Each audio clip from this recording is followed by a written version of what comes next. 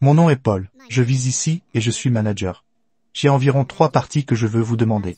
J'ai y réfléchi pendant 3 heures. La première est qu'il y a 2 types de morts. Il y a une mort spirituelle et une mort physique. Un frère posait la question de savoir si vous quittez l'islam, vous devriez être mis à mort pour cela. Dans la Bible chrétienne, Dieu dit « Si vous ne me connaissez pas, je ne vous connais pas ». Et je pense que ces simples mots résument une mort spirituelle. Quand la personne qui a choisi d'ignorer Dieu se tient devant Dieu au jour du jugement, Dieu dira simplement « Vous ne me connaissiez pas et je ne vous connais pas ». C'est une mort spirituelle.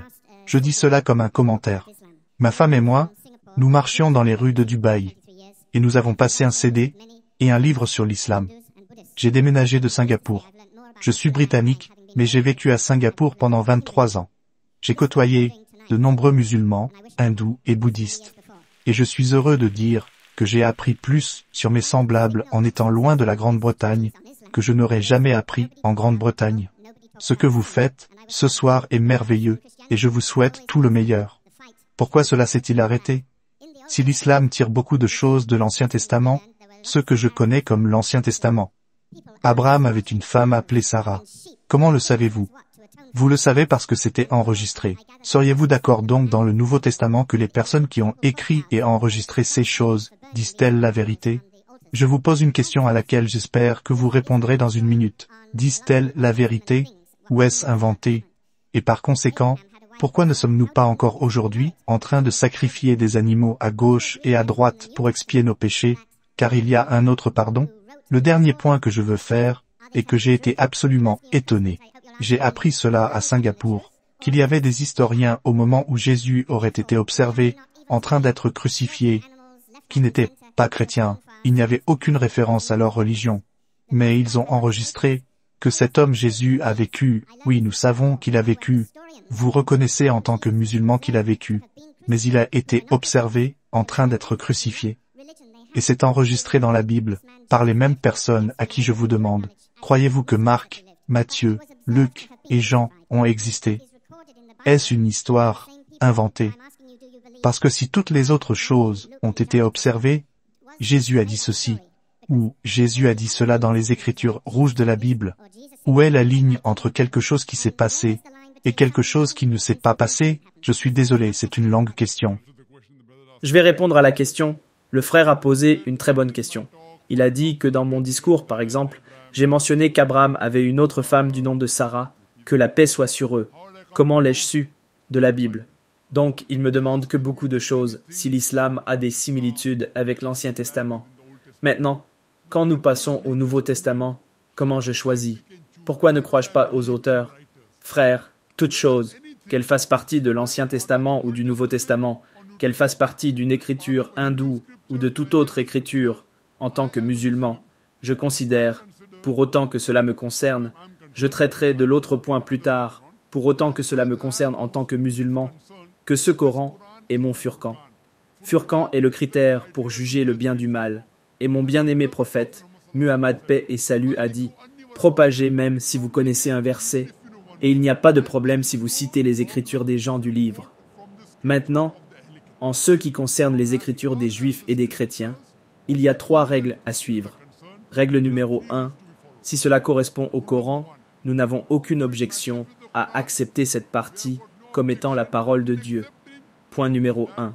Point numéro 2, si cela va à l'encontre du Coran, nous le rejetons. Cela ne peut pas être la parole de Dieu. Peu importe qui l'a écrit, Paul, Matthieu, Marc, Jean, n'importe qui. Règle numéro 1, si cela correspond au Coran, parce que cela a été prouvé comme étant la parole de Dieu, en ce qui nous concerne. Scientifiquement, tout, même une personne logique, si elle découvre que ceci est la parole de Dieu, et ensuite si elle compare, tout ce qui correspond à ce qui a été prouvé, comme ceci est notre règle. Vous savez, nous avons un ruban à mesurer.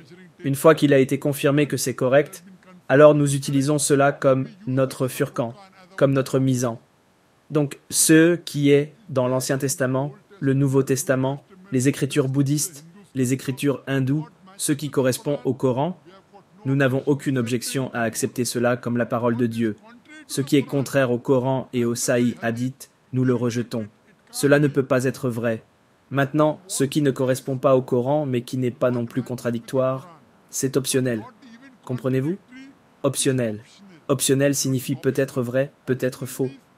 Donc ces choses qui sont mentionnées dans la Bible, Ancien et Nouveau Testament, qui correspondent au Coran, et ceux que j'ai cités aujourd'hui, à 100%.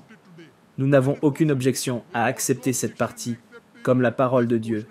Il y a beaucoup de choses qui vont à l'encontre du Coran, sur lesquelles je peux donner une conférence sur les différences entre l'islam et le christianisme. Il y a certaines choses qui sont optionnelles, ni vont à l'encontre du Coran, ni ne correspondent au Coran. Donc, ces parties qui ne vont ni à l'encontre du Coran, ni ne correspondent au Coran, sont optionnelles pour nous. Donc, ces écrits qui vont à l'encontre du Coran, je ne peux pas les accepter comme la parole de Dieu. Donc, tous ces auteurs du Nouveau Testament qui vont à l'encontre des enseignements du Coran, je les rejette. Ce qui correspond, je dis que cela peut être la parole de Dieu. Ce qui ne correspond pas, ni ne contredit, est optionnel. En ce qui concerne un non-musulman, nous utilisons la logique. Si vous mettez le Coran de côté, aujourd'hui, grâce aux avancées de la science et de la technologie, aujourd'hui est l'ère de la science et de la technologie. Maintenant, si vous utilisez un étalon de science et de technologie pour la Bible, vous ne pourrez jamais dire « Oh, combien Dieu nous a donné aujourd'hui ?» Bien sûr pas aujourd'hui, mais si vous le faites, vous ne pourrez jamais dire « Oh, combien Dieu nous a donné aujourd'hui ?» Donc, ce ne sont que des exemples de combien Dieu nous a donné aujourd'hui. Si vous n'êtes pas capable de dire cela, et qu'il n'y a toujours pas de parole de Dieu, aujourd'hui est l'ère de la science et de la technologie. Maintenant, si vous utilisez l'étalon de la science et de la technologie pour la Bible, vous trouverez des centaines d'erreurs sur la création de l'univers. Il y a une erreur. La Bible dit, comme je l'ai mentionné plus tôt, que Dieu Tout-Puissant dans la Genèse chapitre 1, versets 16 à 19, a créé deux grandes lumières. La plus grande lumière, le soleil, pour gouverner le jour. La plus petite lumière, la lune, pour gouverner la nuit. Donc, la lune n'a pas de lumière propre. C'est une contradiction. C'est une erreur scientifique. Il y a diverses erreurs de ce genre. Diverses. Rien que dans le chapitre 1 de la Genèse, vous pouvez trouver beaucoup d'erreurs. Il y a des contradictions mathématiques. Il y a des erreurs scientifiques. Il y a de l'obscénité. Donc, mettons de côté le Coran. Même un être humain normal qui garde l'esprit ouvert et lit ne peut sûrement pas être d'accord. Cette partie ne peut sûrement pas être la parole de Dieu. S'il y a des erreurs scientifiques, s'il y a des contradictions, s'il y a de la pornographie, tout être humain normal qui a un esprit ouvert n'acceptera jamais cela comme étant la parole de Dieu. Le reste devient optionnel. Donc c'est ce que nous utilisons, frères, comme stratégie pour identifier. Donc, un étudiant de religion comparée, chaque fois qu'il prend une écriture, il utilise une stratégie et il essaie de lire l'écriture, et puis il analyse à quel point l'écriture est bonne et authentique, frère. Donc c'est ce que nous utilisons avec la Bible aussi. Vous trouvez qu'il y a beaucoup d'erreurs, beaucoup de contradictions. Même si vous n'avez pas le Coran, un être humain normal ne peut pas accepter cela comme la parole de Dieu dans son ensemble.